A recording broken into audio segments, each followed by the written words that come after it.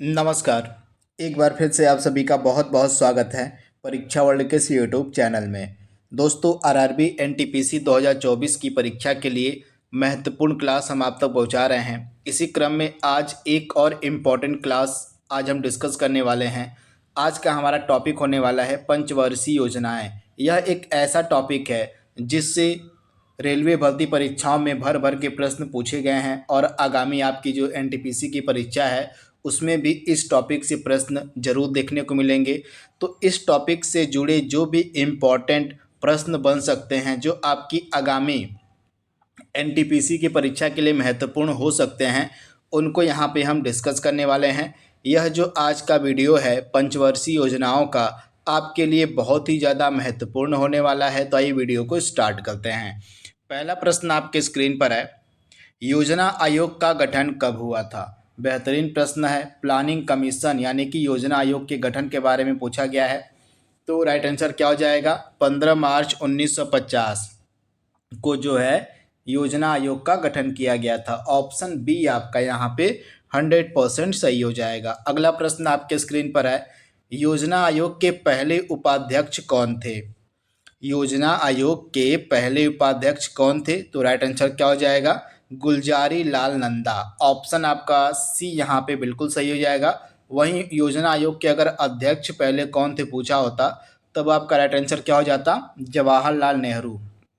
जवाहरलाल नेहरू योजना आयोग के पहले अध्यक्ष थे।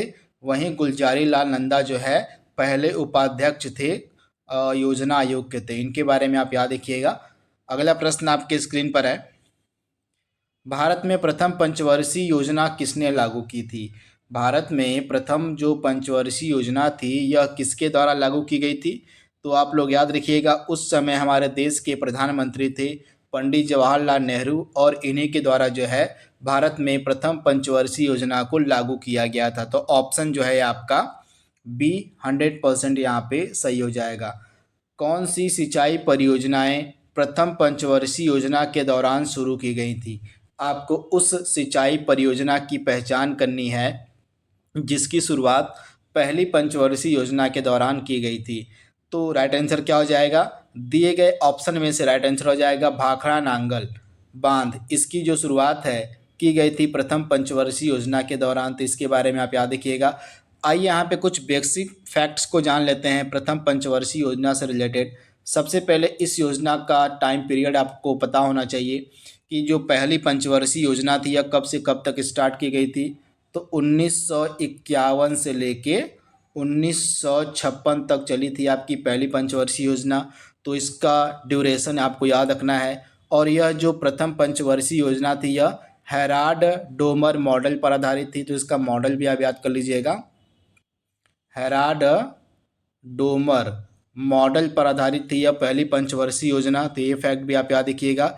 इसके अलावा प्रथम पंचवर्षीय योजना में जो है कृषि को जो है उच्च प्राथमिकता दी गई थी, तथा इसी प्रथम पंचवर्षीय योजना में बहुत सारे अनेक जो सिंचाई परियोजनाएं थी उनको स्टार्ट किया गया था। पहली हो गई भाखड़ा नांगल बांध परियोजना। इसके अलावा आप याद रखिएगा ब्यास परियोजना, जो ब्यास नदी परियोजना है, इसको भी इसी के दौरान स्टार्ट किया गया था। इसके अलावा दामोदर नदी घाटी परियोजना, इसको भी प्रथम पंचवर्षीय योजना के दौरान ही शुरू किया गया था। तो ये सारे फैक्ट आपको याद रखने हैं पहली पंचवर्षीय योजना से रिलेटेड। अगला प्रश्न आपके स्क्रीन पर है, सामुदायिक विकास कार्यक्रम की शुरुआत कब हुई थी? तो आप लोग याद रखिएगा, भारत में सामुदायिक विकास कार्यक्रम की जो शुरुआत है 1952 में हुई थी। ऑप्शन आपका बी यहाँ पे बिल्कुल सही हो जाएगा। इसके बारे में आप याद रखिएगा। सामुदायिक विकास कार्यक्रम के अलावा राष्ट्रीय प्रसार सेवा योजना, इन दोनों की जो शुरुआत है फर्स्ट 5 ईयर जो हमारा प्लान था, जो पहली हमारी पंचवर्षीय योजना थी, इसी के दौरान किया गया था। तो ये फैक्ट आप याद रखिएगा, पहली पंचवर्षीय योजना के दौरान ही सामुदायिक विकास कार्यक्रम और राष्ट्रीय प्रसार सेवा योजना की शुरुआत करी गई थी। तो ये फैक्ट आप याद रखिएगा। तो दिए गए प्रश्न का राइट आंसर क्या हो जाएगा? 1952 में सामुदायिक विकास कार्यक्रम की शुरुआत करी गई थी। अगला प्रश्न आपके स्क्रीन पर है, नीति आयोग का गठन कब किया गया था?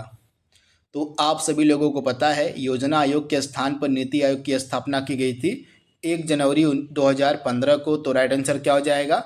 ऑप्शन ए, 1 जनवरी 2015 को नीति आयोग की स्थापना करी गई थी। ऑप्शन ए आपका यहाँ पे सही हो जाएगा। तो यहाँ पे नीति आयोग से जुड़े कुछ बेसिक फैक्ट मैंने लिखे हुए हैं जिनको आप याद कर लीजिए। यहाँ से प्रश्न आपके एग्जाम में जरूर देखने को मिलेगा। तो सबसे पहले इसका पूरा नाम एग्जाम में आपसे पूछा जा सकता है। तो नीति आयोग का पूरा नाम क्या होता है? National institution for transforming India इसका पूरा नाम होता है। इसकी स्थापना 1 जनवरी 2015 को की गई थी और इसके पहले अध्यक्ष थे हमारे देश के प्रधानमंत्री पंडित नरेंद्र मोदी। एक चीज़ आप याद रखिएगा, जो हमारे देश के प्रधानमंत्री होते हैं तत्काल में वही जो है नीति आयोग के अध्यक्ष होंगे। तो वर्तमान में हमारे प्रधानमंत्री हैं नरेंद्र मोदी जी, तो ये वर्तमान में अध्यक्ष हैं नीति आयोग के। तो ये फैक्ट आप याद रखिएगा। तथा नीति आयोग के पहले उपाध्यक्ष थे अरविंद पनगड़िया, तो ये फैक्ट भी आप याद रखिएगा। वहीं वर्तमान की बात करें तो वर्तमान में नरेंद्र मोदी ही वो अध्यक्ष हैं नीति आयोग के, क्योंकि वर्तमान में हमारे प्रधानमंत्री श्री नरेंद्र मोदी ही हैं। इसके अलावा वर्तमान में उपाध्यक्ष कौन है? तो वर्तमान में उपाध्यक्ष हैं और सुमन बेरी। तो ये फैक्ट भी आप याद रखिएगा। वर्तमान में नीति आयोग के उपाध्यक्ष हैं सुमन बेरी और वर्तमान में नीति आयोग के सीईओ हैं VR सुब्रमण्यम। तो ये सारे फैक्ट आपको याद रखने हैं।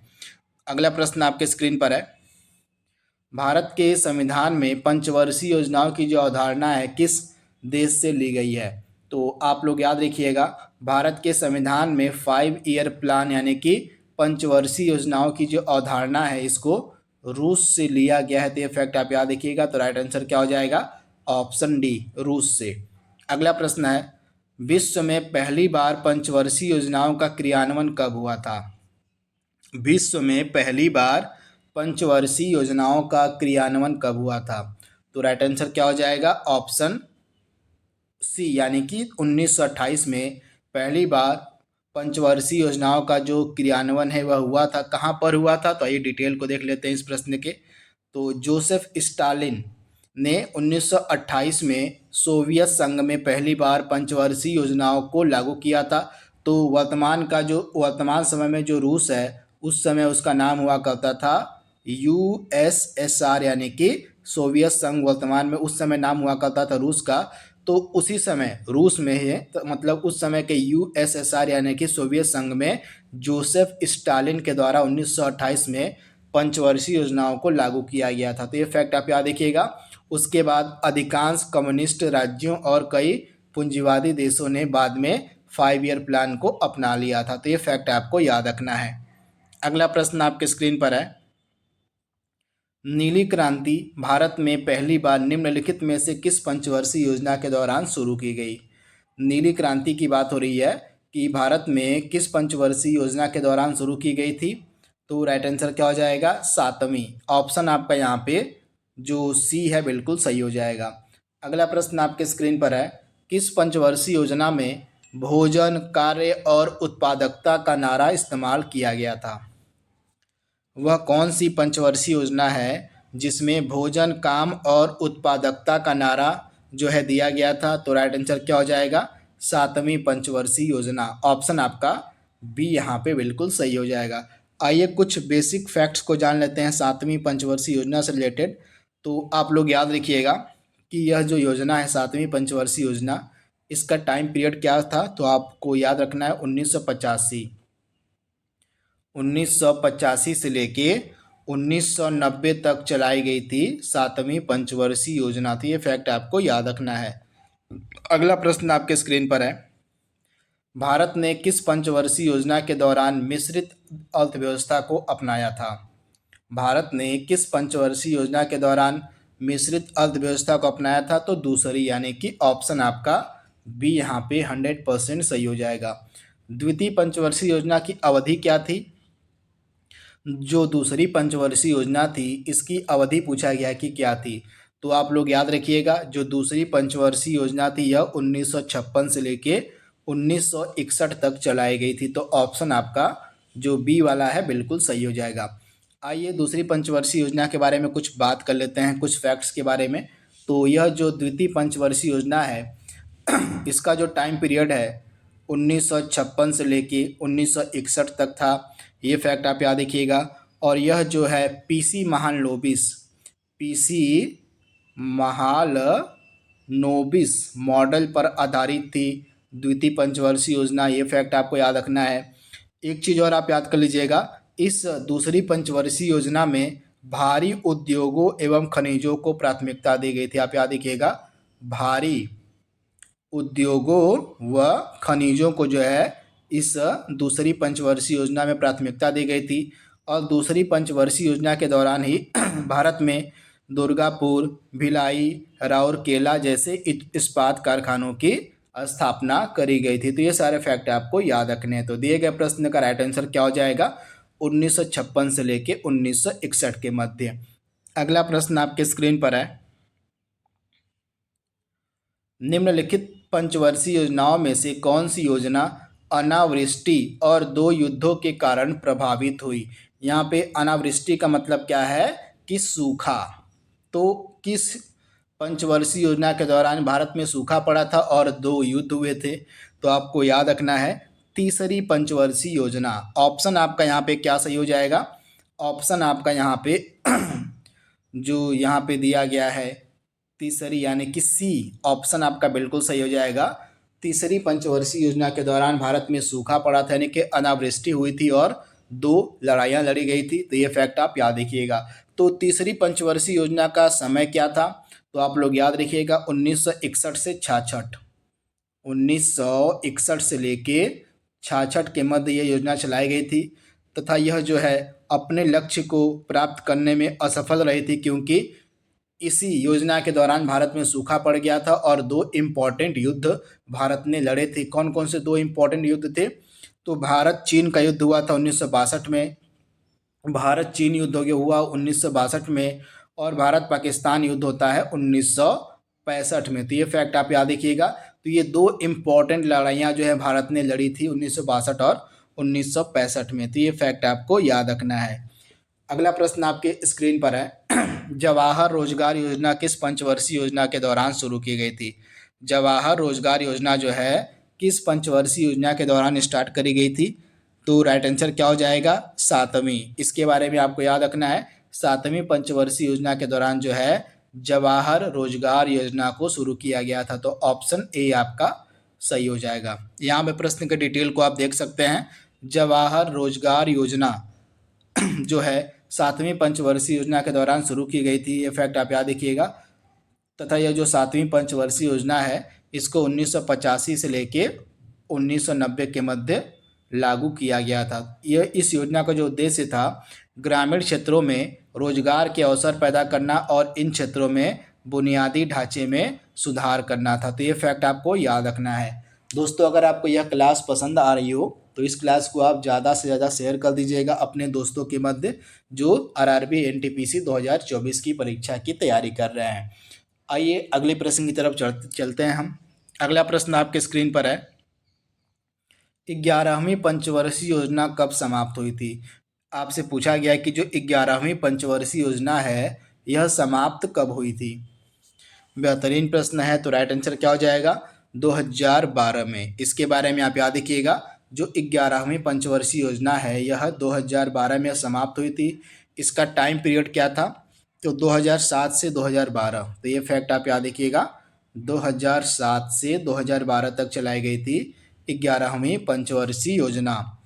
प्रथम पंचवर्षीय योजना के दौरान कौन सा शैक्षणिक संस्थान स्थापित किया गया था?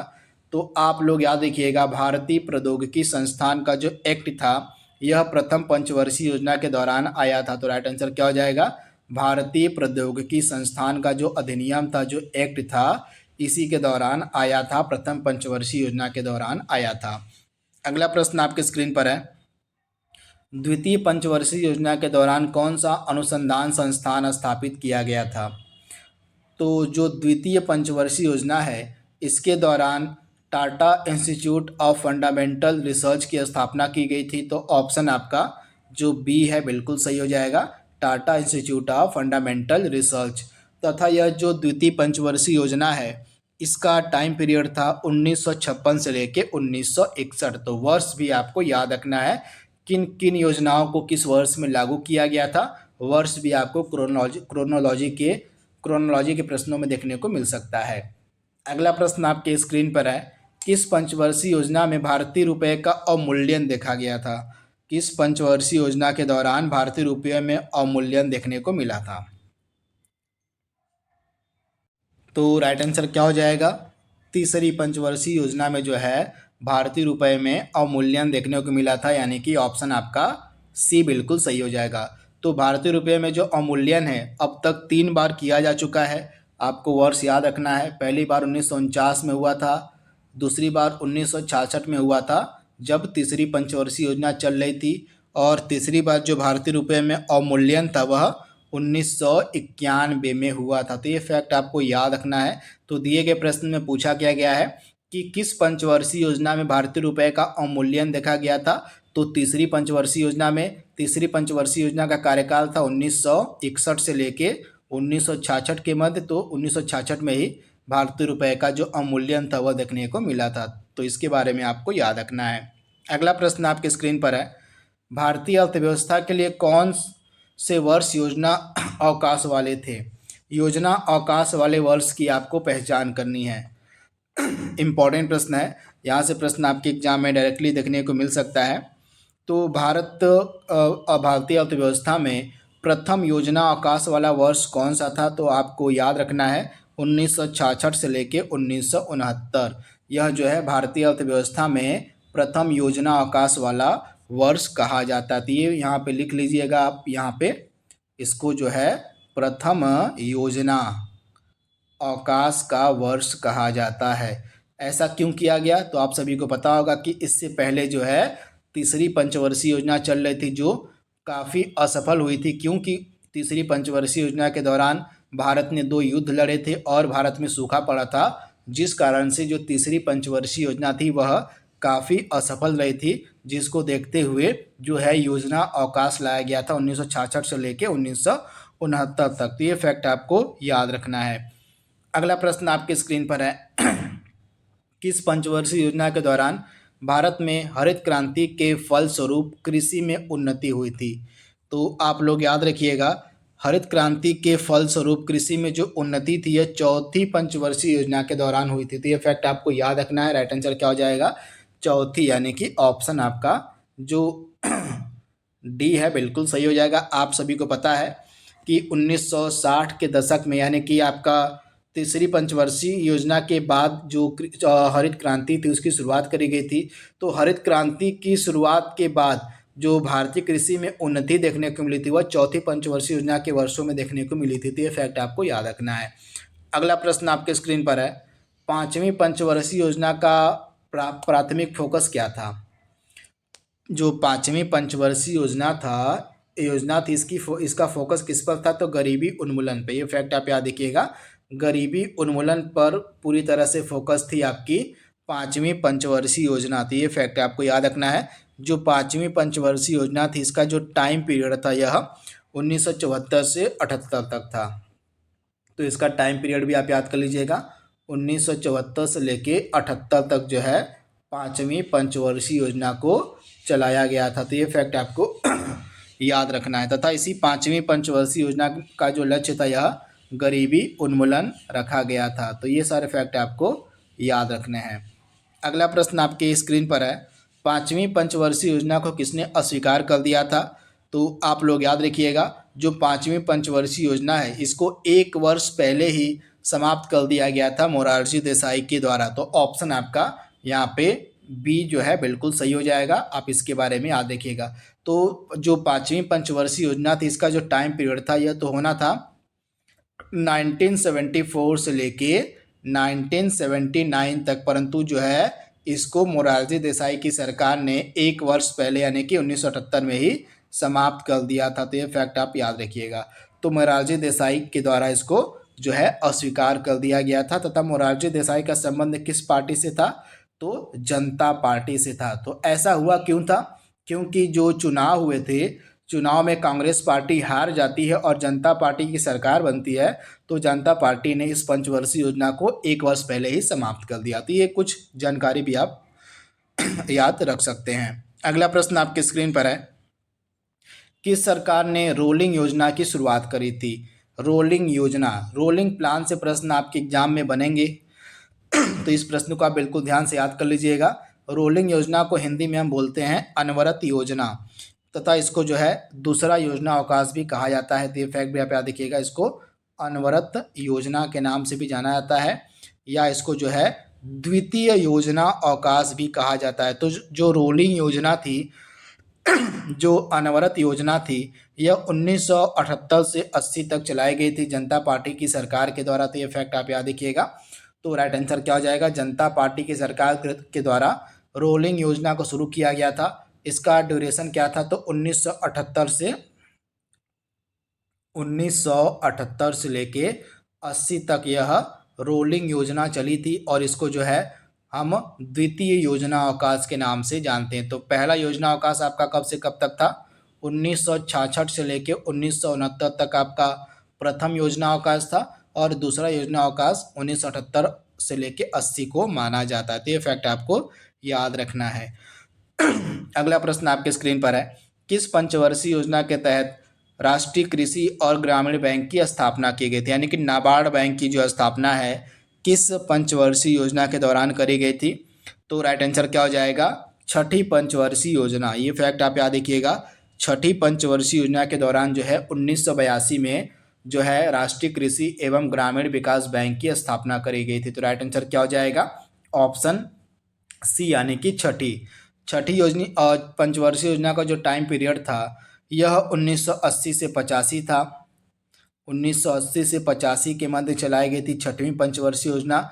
और जो नाबार्ड बैंक है, राष्ट्रीय कृषि एवं ग्रामीण विकास बैंक, इसकी जो स्थापना थी 1982 में होती है। तो ये फैक्ट आपको याद रखना है। तो छठी पंचवर्षीय योजना के दौरान जो है नाबार्ड बैंक की स्थापना करी गई।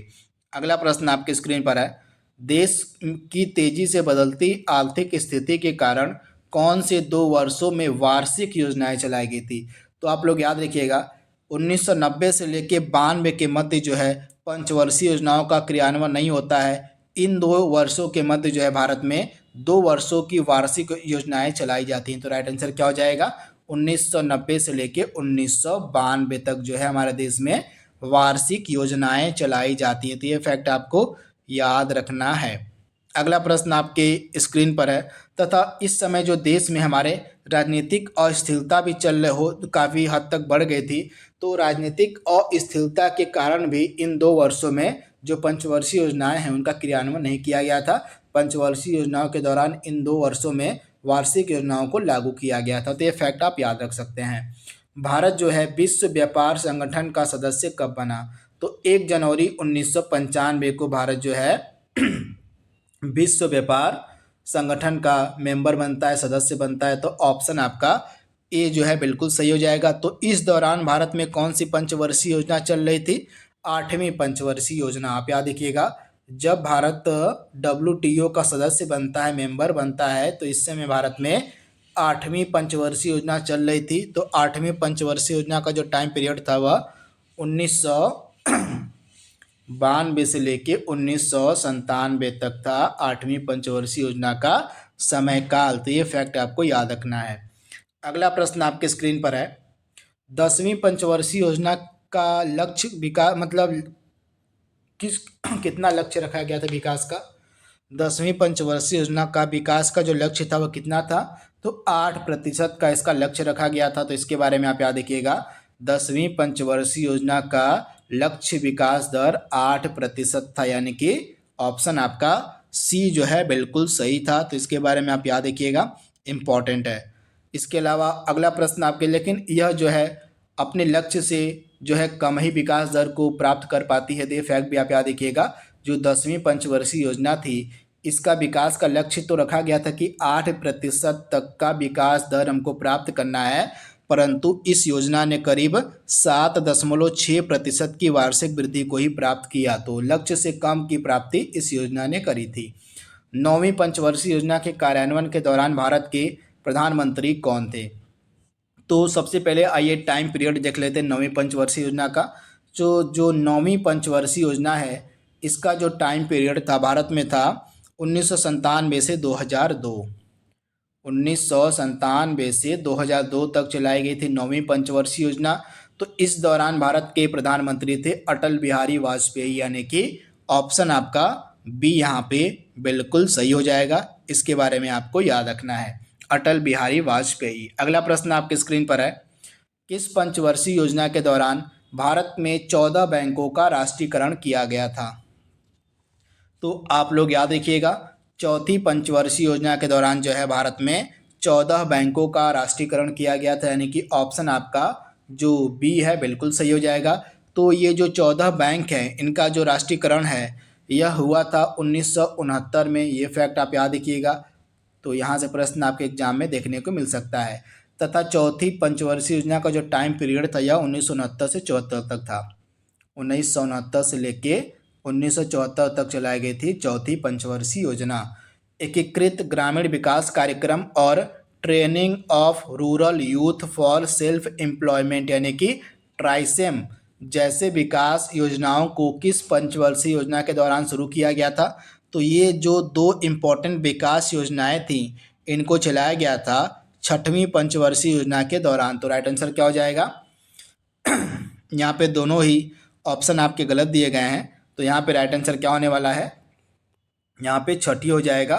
तो छठी पंचवर्षीय योजना के दौरान जो है ये दो इम्पॉर्टेंट विकास कार्यक्रम चलाए गए थे, तो इनके बारे में आपको याद रखना है। छठी पंचवर्षीय योजना कब से कब तक चलाई गई थी?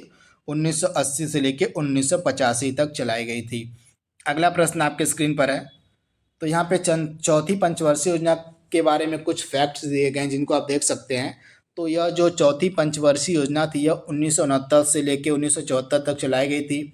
यह जो योजना थी अशोक रुद्र तथा एलन एस माने नहीं होगा यहाँ पे, इनका शुद्ध नाम है मान्ने। किस प्रकार से लिखाएगा? तो इनका नाम शुद्ध लिखाएगा एलन एस मान्ने के द्वारा तैयार मॉडल पर यह चौथी पंचवर्षीय योजना आधारित थी। इसमें जो है 14 बैंकों का राष्ट्रीयकरण किया गया 1969 में। इसके अलावा एकाधिकार और अवरोधक व्यापार व्यवहार अधिनियम जिसको हम बोलते हैं MRTP एक्ट 1969, इनको भी लागू किया गया था चौथी पंचवर्षीय योजना के दौरान। तो ये फैक्ट आपको याद रखना है। अगला प्रश्न आपके स्क्रीन पर है, 12वीं पंचवर्षीय योजना की अवधि पूछी गई कि क्या थी? 12वीं पंचवर्षीय योजना की अवधि, तो आप लोग याद रखिएगा जो 12वीं पंचवर्षीय योजना थी इसकी अवधि तो रखी गई थी 2012 से लेके 2017 तक। तो इसके बारे में आप याद रखिएगा, लेकिन इस योजना को समय से पहले ही ख़त्म कर दिया गया क्योंकि जो नीति आयोग था, नीति आयोग को जो है 2015 में ही स्थापित कर दिया गया था, जिस कारण से इस योजना का क्रियान्वयन जो है रोक दिया गया। तो ये फैक्ट आपको याद रखना है। तो नीति आयोग की जो स्थापना थी 1 जनवरी 2015 को करी गई थी और जो 12वीं पंचवर्षीय योजना थी इसका कार्यकाल कब से कब तक होना था? 2012 से लेकर 2017 तक इसका कार्यान्वयन होना था। तो ये फैक्ट आपको याद रखना है। इसके बाद आज के सेशन का लास्ट प्रश्न आपके स्क्रीन पर है, निम्न में से कौन सी पंचवर्षीय योजना सबसे सफल मानी जाती है? तो आप लोग याद रखिएगा 11वीं पंचवर्षीय योजना जो है सबसे सफल मानी जाती है। इसका मेन कारण क्या है? तो आप लोग याद रखिएगा इसका जो मेन कारण है, क्योंकि यह जो योजना है इसने औसत विकास दर 8% रही। इसकी जो औसत विकास दर है इस योजना की वह 8% थी, जिस कारण से यह योजना जो है सबसे सफल मानी जाती है क्योंकि इसने 8% के विकास लक्ष्य को हासिल किया था। तो ये फैक्ट आपको याद रखना है, भूलना नहीं है। तो 11वीं पंचवर्षीय योजना जो है सबसे सफल पंचवर्षीय योजना मानी जाती है। इसका जो समय पीरियड है 2007 से 2012 तक था। तो ये फैक्ट आपको याद रखना है। तो यहाँ पे जो कुछ इम्पॉर्टेंट आपके इस टॉपिक से यानी कि पंचवर्षीय योजनाओं से जुड़े प्रश्न बन सकते थे उनको हमने आज कवर कर लिया है। इस टॉपिक को आप बिल्कुल ध्यान से याद कर लीजिएगा, यहाँ से प्रश्न आपके एग्जाम में देखने को मिल सकता है। तो आज के लिए बस इतना ही। Thank you, thanks for watching, thank you.